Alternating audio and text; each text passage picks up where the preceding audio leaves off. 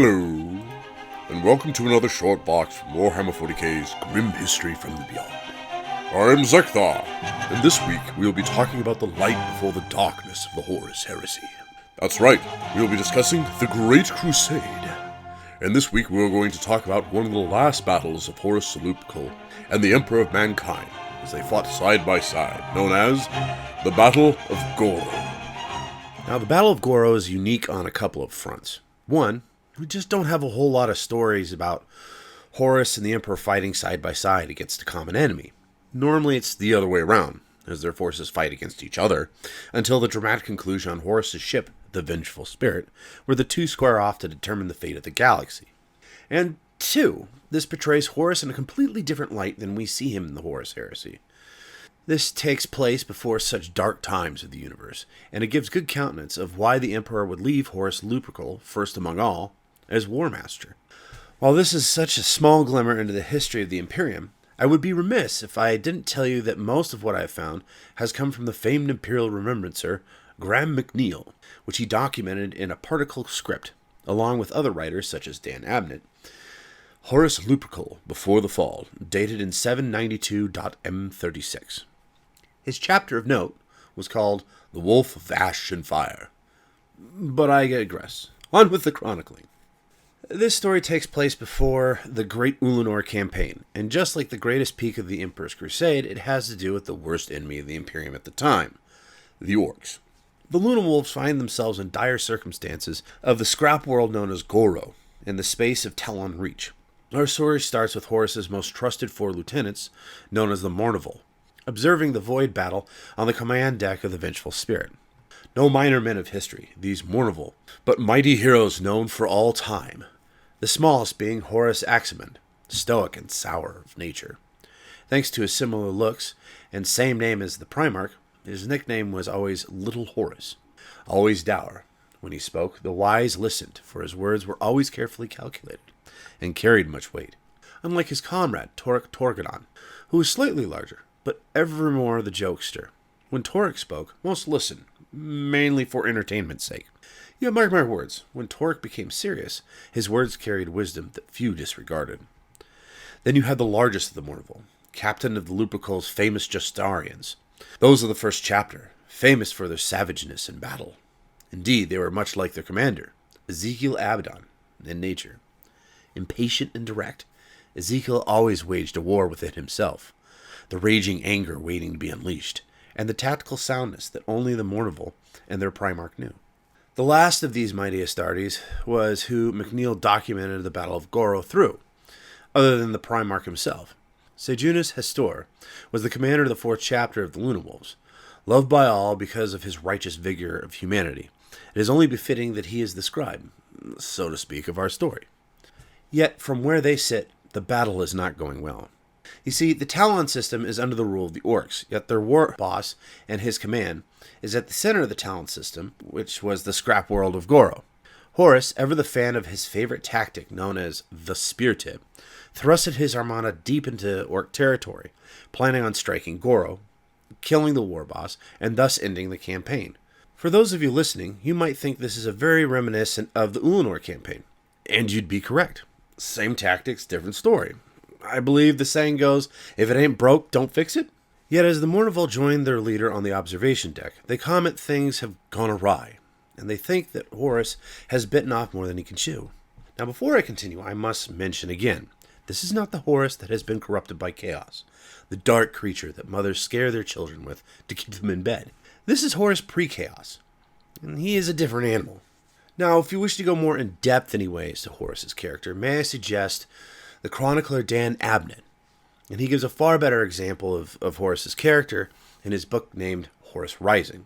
And it's about 400 pages, and he does an excellent job with it. Unfortunately, I only have a few paragraphs to do so. But if you want to read more about the intricacies of Horus's character before the heresy, I do suggest the book Horus Rising. It is very good. But to put it in so few words, Horus was the terror to his enemies, a mighty warrior that even gave the angel Sanguinius pause. He was a brilliant tactician, far better than his brother Lionel Johnson in the matters of war. His brilliance in diplomacy was second only to the Emperor.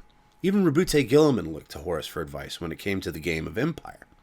Yet the true greatness of Horus was with his troops. Never was Horus the high and mighty type. He treated his troops as his children, and the Mournful his most trusted sons. Always one to teach, and always one to listen to counsel. He was the most loved by his men, far more than any other Primarch. This is the Primarch that leads the crusade against Gorro. Mighty Horus, second to none, other than the Emperor himself. Yet to the Mournful, it seems that he might have blundered. Being outmatched by the untold multitude of Orc warships, the Mournful suggests a different tactic. With a sly smile, Horus asks for advice for victory. None can give such advice, other than Torek, who notices that behind the Orc fleet was a wide expanse. Torek made mention of his thoughts, saying, "Oh, what I wouldn't give for another fleet. Then we'd have them caught between two flanks." "No use wishing for what we don't have," was what Horus said sourly. Horus grinned, and Sejunis figured he knew something that they didn't. Not unusual. Yet Horus was teaching his sons, and Sejunis wouldn't stop that. He had faith in his father, and one of the things he loved most was his teachings. Sejunis waited for Horus's response. "What do you think, Sejunis?" Horus said, trying to keep the glee from his voice. Hastor looked at the map, trying to decipher his leader's thoughts, yet he couldn't see it. With a growl, Hastor said, Tarek's right. We had another fleet element in the northern aspect. Our current strategy would be sound. We would be able to crush the enemy with an anvil and hammer, the second fleet being the hammer, ours being the anvil. The rest of the Mournful nodded with the thought, but groaned because they had no such fleet. Torek even spoke out jokingly, saying, "Any chance you could conjure one of those fleets?" Horus grinned. "Mistress Singh, what's the ETA?" Confused, the Mournful glanced over at the Warp Mistress. "Imminent, Primarch Horus. But you already knew that." Horus barked a good-humored laugh and slapped Torek on the back, saying, "You are quite right, Mistress Singh. Please pardon me for a little theater. You see, we are about to see something awesome." Glancing at Sejunis, who stood perplexed, Horus said in a bold voice to all who stood on the command deck, "Ladies and gentlemen, I give you the Emperor." Space parted and amber light spewed from the blackness of space. A mighty ship blasted into the northern particles of Gorro. As the light faded, what remained was just as bold, a colossus of gold and steel. Its point was a massive golden eagle, its talons clawing eagerly at empty space. It was indeed a starship, but nothing like the Mournful had seen. It was massive, glorious, and mighty. Gazing upon the vessel, Sejunis knew it could be one thing, and one thing only. The Imperator Summonon, the Emperor's battleship. Yet the Emperor did not appear alone. He brought his whole armada, becoming the hammer to Horus's anvil. The Emperor smashed into the backside of the Orc warships, taking them completely by surprise. When they gave chase, Horus's vessels closed in eager for the kill.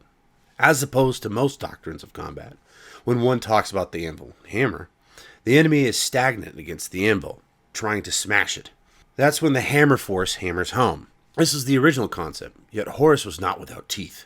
As the enemy Orc fleet thinned, trying to defeat the hammer of the Emperor, Horus had his ships swoop in behind them, making the whole stratagem look more like a bear trap, as opposed to a hammer and anvil. The void battle at this point became swift and conducive. Horus and the Emperor crushed the Orcs in a matter of hours. All that remained was the war boss's planet, Gorro. It is here we see the Emperor and his eldest son engage the Orcs of Gorro, side by side. The Emperor teleported the two, along with the Custodes, and Horus's Justarians, to the Scrapeworld surface, where they were met by thousands of Orcs. But these were no mere Orcs. They were biggins. Each a knob in their own right, each the size of a Primarch, if not bigger. These Orcs had also been altered by the mech boys, each with all sorts of mechanical contraptions attached to them, such as massive claws and rusty iron armor. With a deafening roar, they charged the 100 men of the Imperium, to which the Emperor bellowed back, "Arch them!" The Custodes fired the Guardian spears into the oncoming mass of green, sending a ripple effect through the Orc ranks. Then Horus's Justarians unleashed their bolters, the sound of the large weapon belching out thunder and death. And then the Emperor charged headlong into the throng of Xenos, and it is here where I will let Mr. McNeil use his own words. Then the Emperor was amongst them. His sword was a blue steel shimmer, too fast to follow with the naked eye. He moved through the Orcs without seeming to move at all, simply existing at one point to kill before appearing elsewhere, to reap grinskin lives by the score. Each blow struck with the force of an artillery impact. The shattered bodies flew from his sword, as though hurled aside by a bomb blast. Nor was his sword the Emperor's only weapon. His outstretched gauntlet blazed with white gold fire, and whatever the flames touched disappeared in explosions of red cinder and ash. He battered bonelessness with bludgeoning blows. He crushed them with invisible coils of force, and he repelled their gunfire with thoughts that turned their rounds to smoke. They came at him in their hundreds, like iron filings to the most powerful magnet, knowing they would never find another foe so deserving of their rage. The Emperor killed them all, unstoppable in all of his purity and purpose. I think that paints a pretty good picture of the Big E in combat, huh? Horus joined the battle in earnest after this, and soon the little army began to advance against the sea of green monstrosities. Yet the little group did not continue unscathed. At least a dozen custodians were dead, along with the same amount of Justarians. Even Ezekiel Abaddon was dealt a devastating blow.